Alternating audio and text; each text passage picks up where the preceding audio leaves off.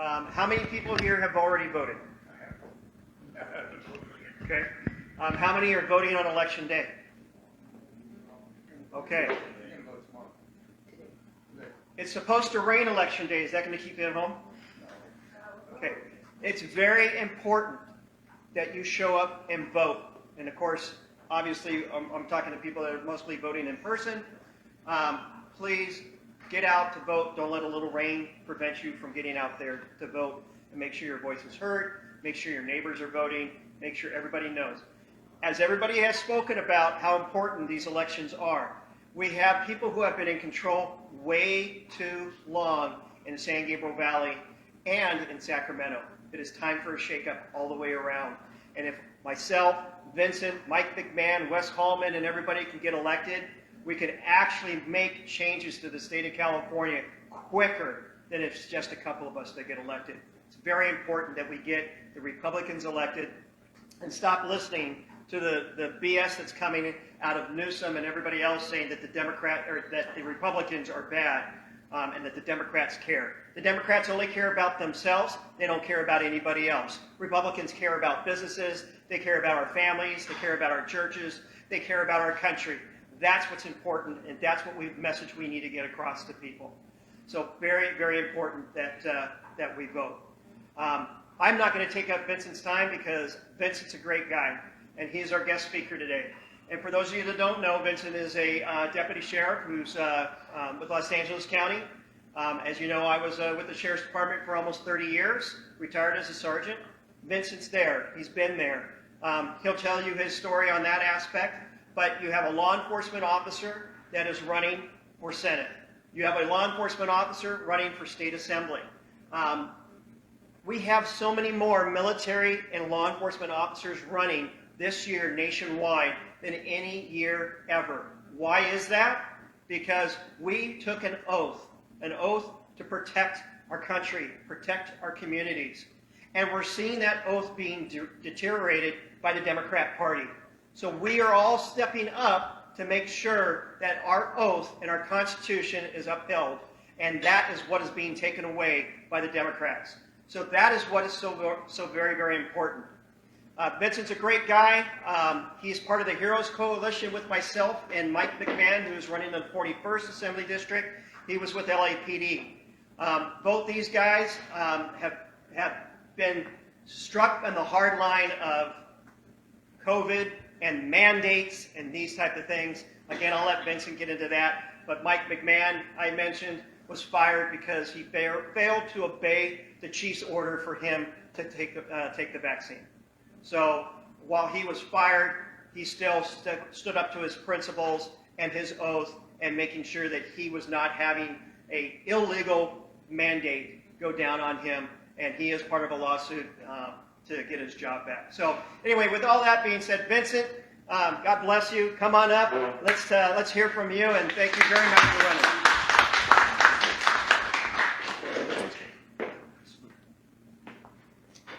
I'm very grateful to be here. I just want to start off by thanking everybody that has helped me along this journey. I've never, my entire life, thought I'll be in politics. I did my best to stay clear away from politics my entire life up until last year. And I'll highlight the reasons why in a couple minutes. First off, I want to thank John, wherever he is, for inviting me to be his keynote speaker. I want to thank Lois, who's been one of the few people that has been really supportive of me and helping out with my campaign. Right from the very beginning, when nobody knew who I was, nobody thought I was a legitimate candidate, and they didn't think I had a chance. But Lois, whatever it was, she saw something in me, and she's been very supportive of me right from day one. So thank you, Lois.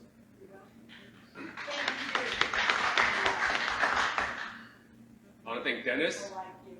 I want to thank Dennis. He's helped me out as well, making brochures, door hangers, postcards. And he had me on a show months ago, again, when nobody really knew who I was. Dennis had me on a show. We had something in common, and that is our mission to stop the CCP influence in this country. I want to thank Burton. I'm very fortunate to have met somebody like him, along with Michael McMahon. As he mentioned, we are part of the Heroes Coalition, and it's nice to know that I have fellow brothers in law enforcement in this fight with me. And our goal is for all three of us to get to Sacramento and really make some changes. We have these people in office that think they know how to solve crime, but yet they've never worked a single day as a peace officer in their lives, but yet they're dictating how we do our jobs. That's something that Mike, Burton, and I plan to change. Once you get in Sacramento, we know what it takes to fight crime. We know what it takes to keep criminals accountable. And I'll talk more about that in a couple of minutes as well. But for those of you that haven't heard me speak before, I'll give a brief rundown of how I got here. So as Burton mentioned, I'm a deputy sheriff with the LA County Sheriff's Department. Last year, as all the mandates were coming in, all my partners, like everybody else, were scared because they didn't know if they're still going to have a job or not. A lot of them were okay with getting the vaccine. A lot of them didn't. And so we were all worried if we're still going to have jobs. And we allowed ourselves to get beat down into compliance, first with the masks, and then with the vaccines, and then with signing up with a company called Fulgent that we were supposed to upload our vaccination status to. We did our own research, found out that that company is tied to China. The two founders are from China. So the more I found out, the more I realized that this wasn't just about public health. This was about control and about mass compliance to satisfy the globalist agenda. Now, when I was talking about this last year, I can tell in a lot of people's eyes that they thought I was crazy, that they thought I was talking conspiracy theory type things.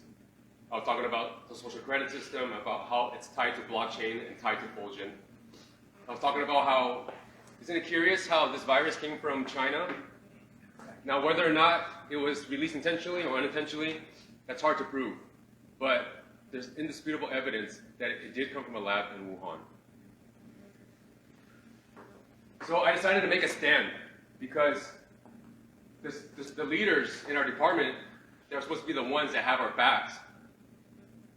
They all took the coward's way out and hid.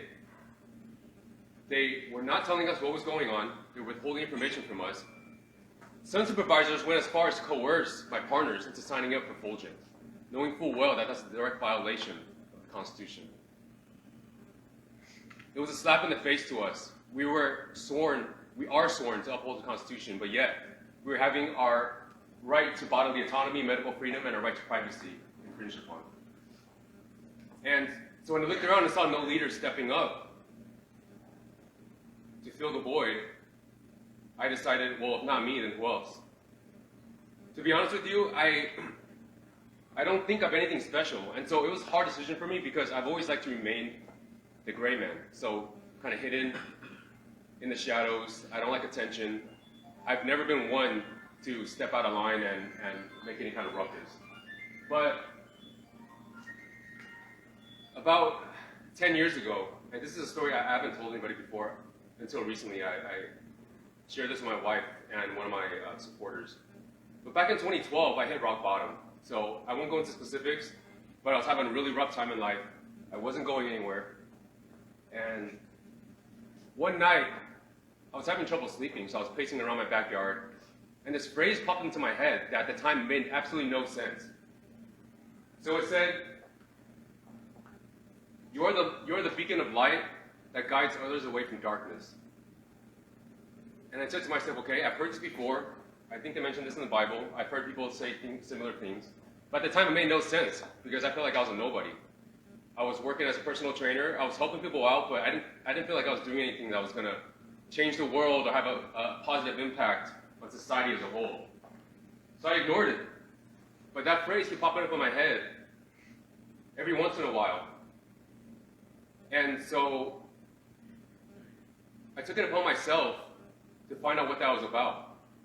So I went on this tear from 2012 all the way up until about 2 years ago, right before the pandemic. I read a ridiculous amount of books, went to a whole bunch of events all around the world, learned from all kinds of people. It didn't matter what they taught or what their background was, I wanted to learn, and I wanted to figure out a way where I could provide a service to society. And along that path, one thing led to another, and I became a cop. And that phrase never came back until about a month ago. It popped back into my head, and that's when it clicked. That was a seed that, whatever it was, planted in my head that said, you were meant for a time like this. And at the time, I didn't know. I had no idea, and none of us knew something like this was going to happen. But that seed was planted then, and I've been on a journey for the past 10 years to prepare myself for a time like this. Now, I say that my journey started a year ago, but it actually started 10 years ago. But for this issue specifically, it started last year because I decided to step up and fill the leadership void and make a stand by not complying with the COVID mandates. So I'm part of a lawsuit that was filed against LA County on behalf of all LA County employees against LA County for all the mandates. On top of that, I was very outspoken about not complying. I was communicating with my partners, educating them about what's going on because our supervisors weren't.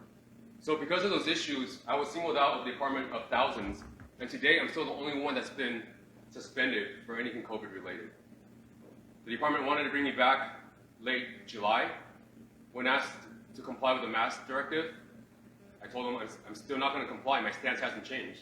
As a matter of fact, I'm running for office with one of my platforms being bodily autonomy and medical freedom. So I'm not going to be a hypocrite like a typical politician and go back on my word. So they suspended me for a second time for the same issue. So currently I'm still suspended. It's been a little bit more than a year now. The department doesn't want to admit that they're at fault, so they keep pushing the issue. I filed a grievance for my first suspension, and it got pushed all the way up to the undersheriff level because I'm not going to back down, and they don't want to admit fault. So that's where I'm at right now.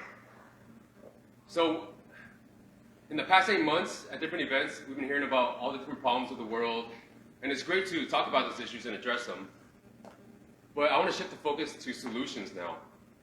We're getting so close to Election Day, and I have a really good feeling that people like Burton, Mike, and myself are going to get in office. So a couple of things I want to do in relation to crime is, and Burton's touched upon this a couple of times, some of you may have heard, repealing Prop 4757 and AD-109. On top of that, I want to bring back the 3 strikes law and make sure that we start using the death penalty. There's so many inmates sitting on death row, they're just sitting there rotting away, and we're footing the bill. Criminals no longer fear the cops.